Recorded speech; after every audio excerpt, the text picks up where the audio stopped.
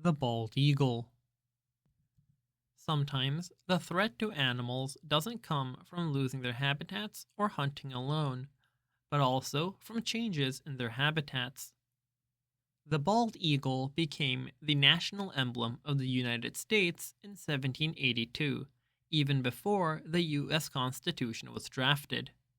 At that time, they could be found throughout the continental United States and Alaska.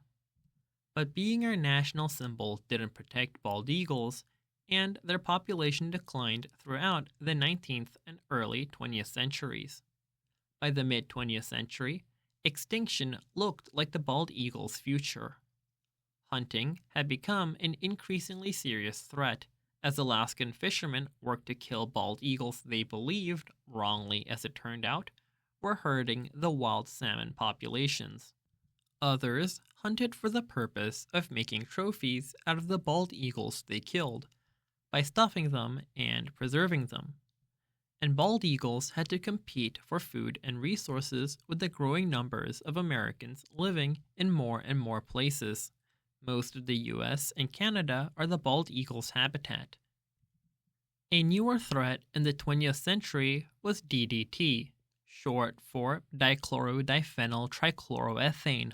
Now you see why everyone calls it DDT, mentioned in bugs and bacteria. In the 1940s and 50s, DDT was sprayed extensively across the US to prevent and eliminate malaria. It was also used to protect crops from insects. Unfortunately, DDT didn't just kill mosquitoes or other insects. Some DDT found its way into waterways where fish absorbed it into their bodies.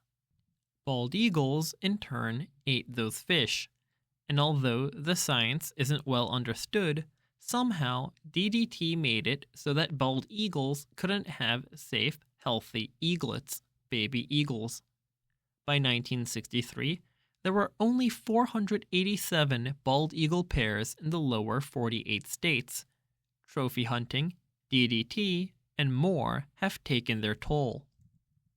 In the late 1960s, the United States began intense efforts to protect the bald eagle, putting it on the first major endangered species list in 1973, having banned DDT the year before in large part because of how badly it affected bald eagles. Over the past few decades, the U.S. Fish and Wildlife Service has worked closely with conservation groups to protect wild bald eagles and breed bald eagles in zoos and nature preserves to later release into the wild.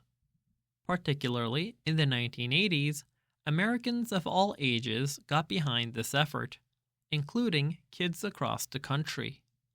Kids held fundraising walks, sold pins and bumper stickers, and, in Wisconsin, even sold pickles for bald eagle conservation. Whatever works. The funds raised through these various efforts, sometimes in the thousands of dollars, helped increase awareness of how close to extinction bald eagles had come and helped protect bald eagles. Ultimately, no evidence was found linking bald eagles to wild salmon deaths in Alaska, and as people grew to understand that, fishermen stopped shooting them. Displaying a freshly killed bald eagle trophy became frowned upon, even taboo, eliminating another reason hunters were killing them. All of those factors helped stop the slaughter and helped populations recover and thrive. In 1995, the bald eagle was removed from the endangered species list.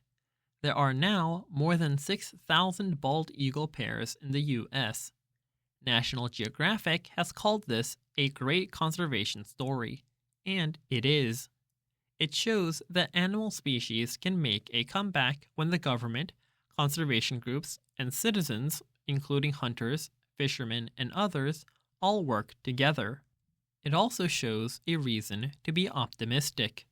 We know we can save endangered species with the right partners working together, even if it takes years.